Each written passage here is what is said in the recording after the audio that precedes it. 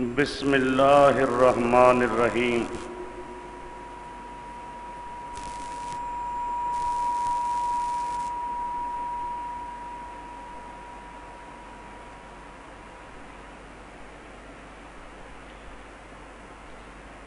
وفقیات جاہلیت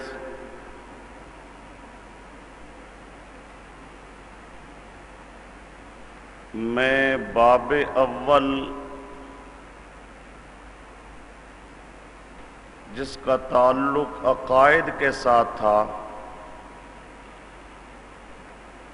وہ آپ کے سامنے پیش ہو چکا ہے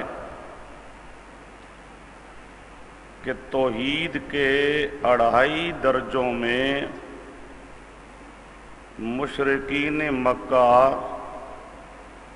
اہل اسلام کے موافق عقیدہ رکھتے تھے،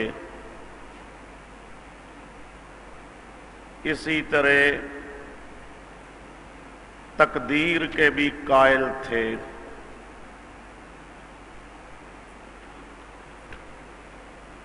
اب وفقیات جاہلیت کا دوسرا حصہ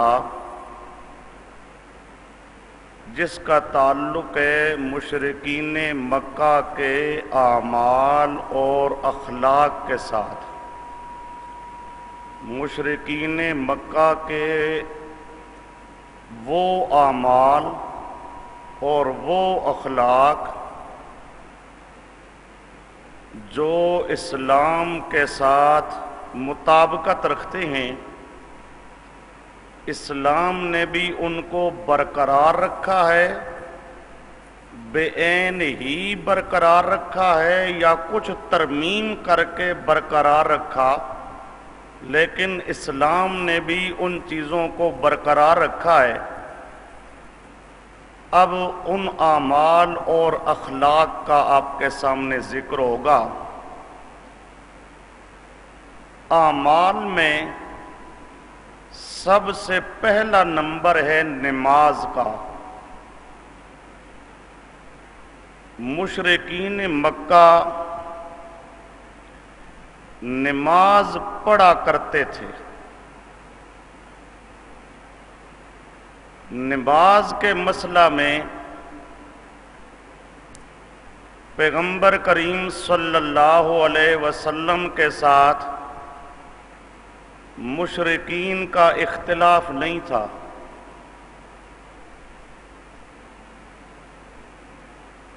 نہ رسول پاک صلی اللہ علیہ وسلم نے ان کو نماز کی کبھی دعوت دی ہے، آؤ ہمارے ساتھ آ کے نماز پڑھو۔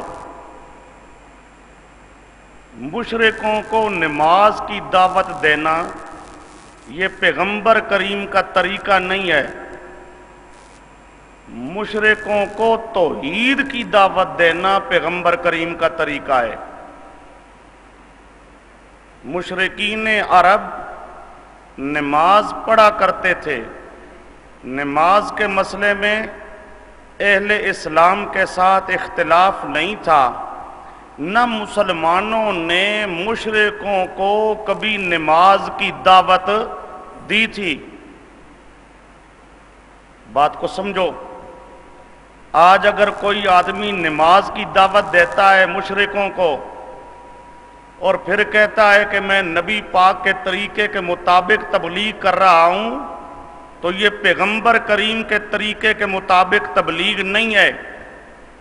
مشرکوں کو نماز کی دعوت دینا یہ نہ پیارے پیغمبر کا طریقہ ہے نہ پہلے کسی پیغمبر کا طریقہ ہے۔ مشرکوں کو پیغمبروں کا طریقہ ہے دعوت دینا توحید کی۔ اب سب سے پہلا عمل نماز۔ اس میں آپ کے سامنے پہلا ماخذ لکھا ہوا ہے۔ حضرت ابو ذر رضی اللہ تعالی عنہ حضور صلی اللہ علیہ وسلم کی ملاقات سے 3 سال قبل نماز پڑھا کرتے تھے۔ مسلمان ابھی ہوئے نہیں، دور جاہلیت میں ہیں، شرک کا زمانہ ہے، لیکن پھر بھی نماز پڑھ رہی ہیں، تو معلوم ہوتا ہے مشرک نماز پڑھا کرتے تھے۔ یہ مسلم شریف صفحہ 296، جلد نمبر 2۔ اسی طرح زید ابن عمرو ابن نفیل، زید ابن عمرو ابن نفیل بعثت نبوی صلی اللہ علیہ وسلم سے قبل نماز پڑھا کرتے تھے۔ البدایہ والنہایہ صفحہ 240، جلد نمبر 2۔ تیسرا ماخذ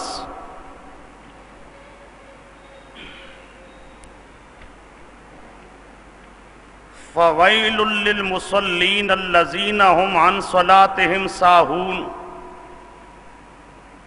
یہ سورۃ ماعون ہے۔ فَوَيْلٌ لِّلْمُصَلِّينَ، اس کا معنی ہے بربادی ہے ان نمازیوں کے لیے جو اپنی نماز سے غافل ہیں، بے خبر ہیں۔ جو نمازی اپنی نماز سے غافل اور بے خبر ہیں، ان کے لیے ویلون بربادی ہے۔ اب یہاں مسئلہ چلتا ہے کہ یہ مسلین نمازی جن کے لیے بربادی ہے، ان نمازیوں سے مراد کون ہے؟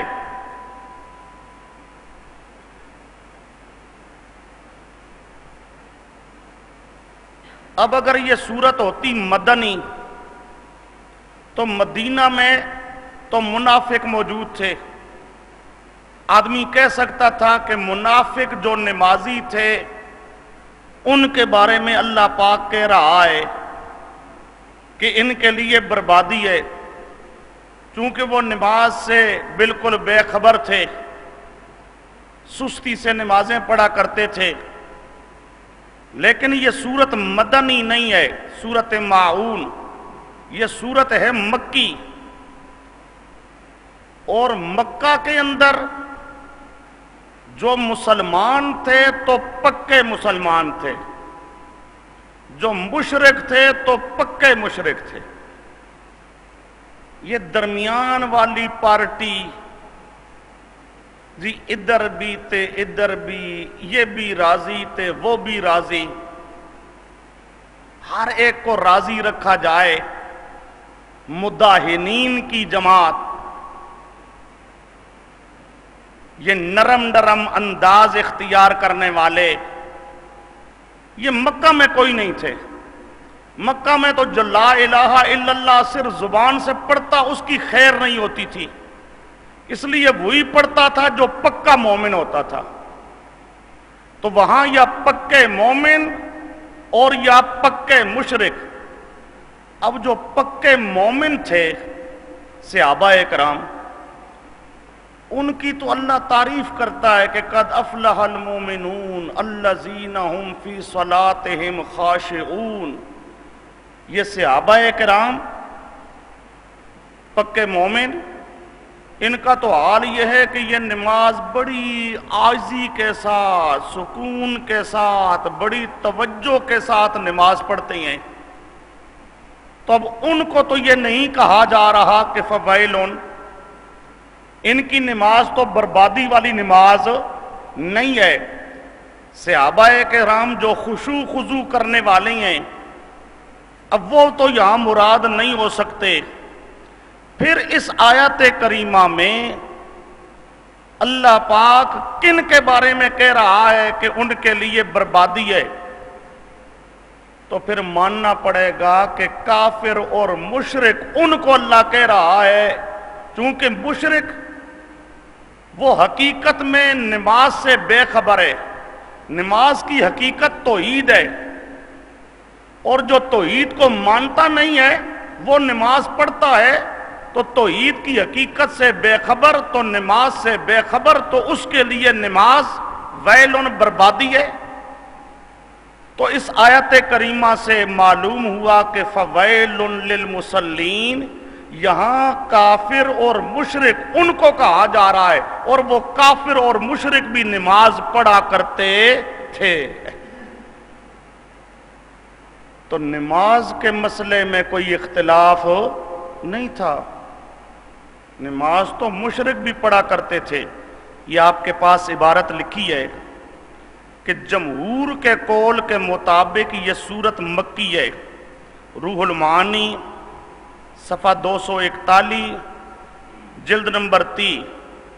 اب یہ سورت چونکہ مکی ہے اور مکہ میں صحابہ مومن کامل تھے، اصحاب خشوع تھے، نہ اصحاب سہو، تو مصلین سے مراد مشرکین مکہ ہیں جو نماز کی حقیقت سے غافل تھے، یعنی توحید سے۔ تو یہ آیت کریمہ بتاتی ہے کہ مکے کا کافر بھی نماز پڑھا کرتا تھا، مشرکین مکہ کے اندر بھی نماز کے پڑھنے کا رواج تھا۔ یہ 3 ماخذ، آگے ماخذ نمبر 4۔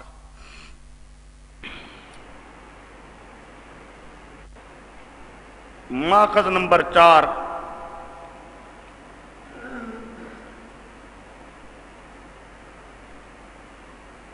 یہ حدیث ہے حضرت عمرو ابن ابسہ، صحابی ہیں پیارے پیغمبر کے۔ یہ جو آپ کے پاس نمبر 4 پہ حدیث لکھی ہے،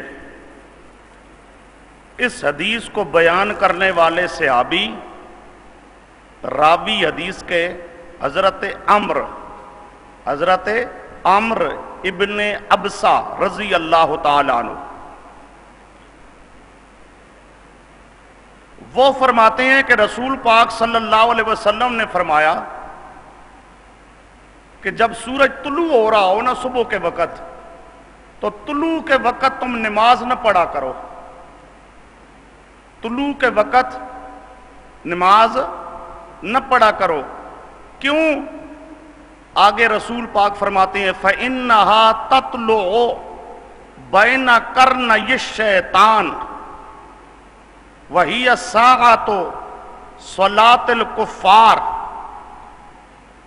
کیوں؟ وہ جو طلوع کا وقت ہے، سورج جو طلوع کرتا ہے، بین قرنی الشیطان، قرنین تسنیہ، نون تسنیہ کی گر گئی ہے بوجہ اضافت کے، شیطان کے 2 سینگوں کے درمیان، شیطان کے 2 سینگوں کے درمیان سورج طلوع کرتا ہے۔ اور یہ جو ٹائم ہوتا ہے، یہ ساعت صلاۃ الکفار، یہ کافروں کی نماز کا وقت ہے، کافروں کی نماز کا وقت ہے۔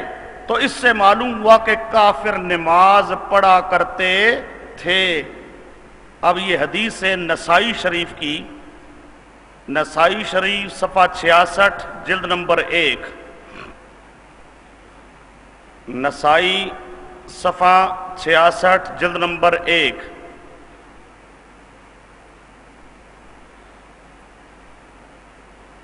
یہ پہلا عمل تھا جی نماز۔ نماز کے اندر مشرکوں کا مسلمانوں کے ساتھ کوئی اختلاف نہیں تھا۔ جس طرح مسلمان نماز پڑھا کرتے تھے تو مشرک بھی نماز پڑھا کرتے تھے۔ اب اس کے بعد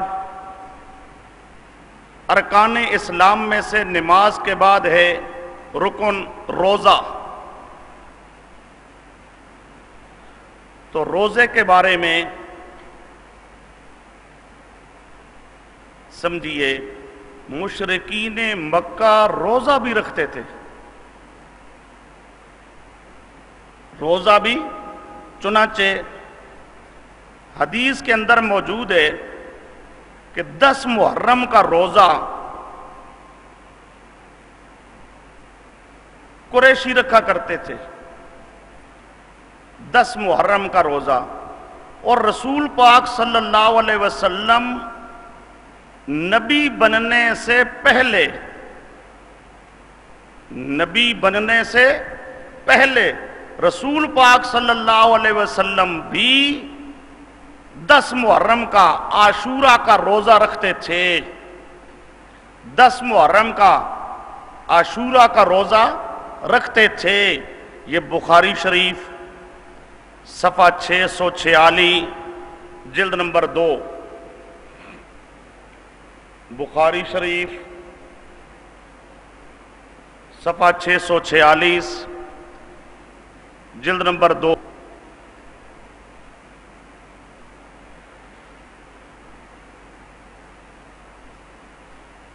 دس محرم کا روزہ ابھی رسول پاک کے نبی بننے سے پہلے کا چلا آ رہا ہے. جو مکے کے کافر اور مشرک تھے وہ بھی روزہ یہ رکھا کرتے تھے. تو معلوم ہوتا ہے مشرک روزے کے مخالف نہیں تھے، وہ روزہ رکھنے کے قائل تھے. اس سے یہ بھی معلوم ہوا کہ 10 محرم پہلے زمانے سے ایک عزت والا دن سمجھا جاتا تھا. آج کل لوگ سمجھتی ہیں کہ 10 محرم تو عزت والا اس لیے بن گیا ہے کہ حضرت حسین کی شہادت اس میں ہوئی ہے. یہ بات نہیں.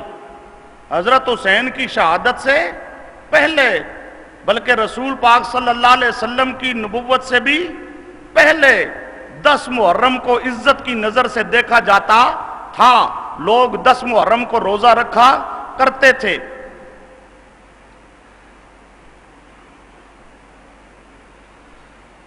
حدیث کے اندر ایک لفظ آتا ہے، پیارے پیغمبر صلی اللہ علیہ وسلم فرماتی ہیں کہ اللہ پاک نے فرمایا الصوم لی، روزہ میرے لیے ہے اور میں اس کا بدلہ خود دوں گا، اور میں اس کا بدلہ خود دوں گا. الصوم لی، یہاں سوال پیدا ہوتا ہے، یہ روزے کے لیے مخصوص طور پہ پیغمبر کریم صلی اللہ علیہ وسلم نے جو ارشاد فرمایا کہ اللہ پاک نے ارشاد فرمایا ہے، یہ مخصوص طور پہ روزے کے لیے کیوں کہا گیا؟ تو علامہ بدر الدین عینی حنفی، ان کی کتاب ہے بخاری شریف کی شرح عمدۃ القاری، بخاری کی شرح، اس کے اندر وہ لکھتی ہیں کہ اس کی وجہ یہ ہے لِأَنَّهُ لَمْ يَعْبُدْ أَحَدٌ غَيْرَ اللَّهِ بِالصَّوْمِ، لِأَنَّهُ لَمْ يَعْبُدْ أَحَدٌ غَيْرَ اللَّهِ بِالصَّوْمِ.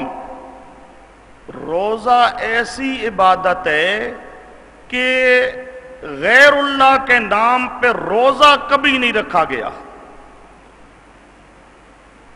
فَلَمْ يُعَزِّمْ الْكُفَّارُ فِي عَصْرٍ مِّنَ الْآثَارِ معبوداً لہم بالصیام. باقی جتنی عبادتیں ہیں غیر اللہ کے نام پہ عبادتیں مشرک کیا کرتے تھے، لیکن روزہ والی عبادت ایسی ہے کہ روزہ اگر مشرک نے بھی رکھا ہے تو اللہ کے لیے رکھا ہے. روزہ کبھی غیر کے لیے نہیں رکھا گیا. لم یعبد احد غیر اللہ بالصوم فلم یعظم الکفار، کافروں نے فی عصر من الآثار، کسی زمانے میں بھی معبوداً لہم بالصیام، اپنے معبودوں میں سے کسی معبود کے لیے روزے والی عبادت والی تعظیم نہیں کی. باقی تعظیمیں، باقی عبادتیں وہ اللہ کی بھی کرتے رہی ہیں، اللہ کے علاوہ اپنے معبودوں کی عبادتیں بھی کرتے رہی ہیں، لیکن روزہ والی عبادت ایسی عبادت ہے کہ یہ مشرک نے بھی کی ہے تو صرف اللہ کے نام پہ کی ہے، اللہ کے ساتھ روزے کے اندر کسی اور کو شریک نہیں بنایا۔ اس لیے علامہ عینی لکھتے ہیں کہ اللہ پاک نے الصوم لی یہ مخصوص طور پہ ذکر کیا، یہ میرے لیے ہے اور میں خود اس کا بدلہ دوں گا۔ اب اس سے معلوم ہوا